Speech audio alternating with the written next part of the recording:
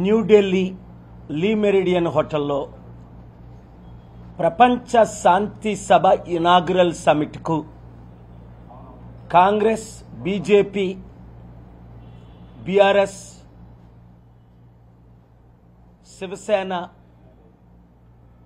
Samajwadi party, Stalin DMK, Sharad Pawar, CPI, CPM, Santosh, Kiran 18 పార్టీలు మద్దతిచ్చాయి.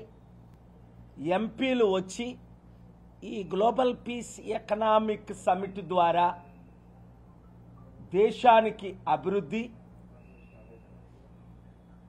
రాష్ట్రానికి అభివృద్ధి అని చెప్పడం జరిగింది.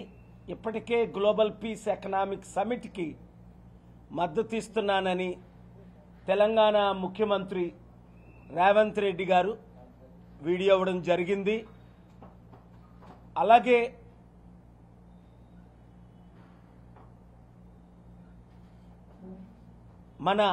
నా మిత్రులు ఆంధ్రప్రదేశ్ ముఖ్యమంత్రులు చంద్రబాబు నాయుడు గారిని కూడా ఇన్వైట్ చేయడం జరిగింది. ఆ లెటర్ మీకు మీడియా గ్రూప్లో పెట్టడం జరుగుతుంది. అక్టోబర్ 2న లాస్ ఏంజలస్, కాలిఫోర్నియాలో గ్లోబల్ పీస్ ఎకనామిక్ సమిట్కి ఇక్కడ నుండి ఎంపీలు వస్తున్నారు. అలాగే ప్రపంచంలో ఉన్న 197 దేశాల్లో అనేక దేశాల ప్రెసిడెంట్స్, ప్రైమ్ మినిస్టర్స్ ఈ ఎకనామిక్ సమిట్కి ఆల్రెడీ మద్దతు ఇస్తున్నారు. వారు కూడా ఆయా దేశాల్లో ఇండియా షుడ్ లీడ్ అన్న సమిట్కు అక్టోబర్ 2ని వివిధ టైముల్లో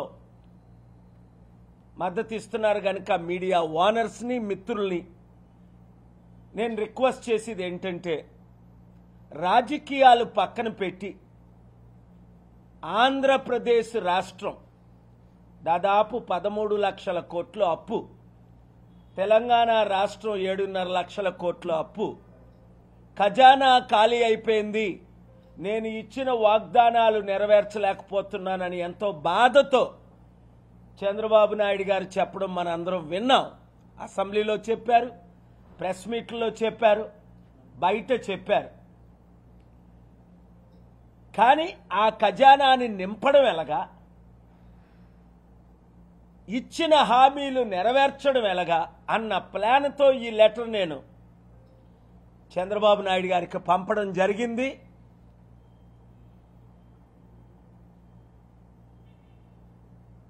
సుప్రీంకోర్టు ఆఫ్ ఇండియా చంద్రచూడ్ గారు ఇచ్చిన నోటేషన్ మనం చూసాం. ఇంతమంది రాజకీయ నాయకులు ఇన్ని కేసుల్లో ఉండి 5-10 సంవత్సరాలు డిలే చేసి అభివృద్ధి చేయలేకపోతున్నారు అని నేను పర్సనల్గా పార్టీ ఇన్ పర్సన్ ఆర్గ్యుమెంట్స్ చేయడం మీరు విన్నారు. కనుక అభివృద్ధి కొరకు మనం అందరం కలిసి రావాలి.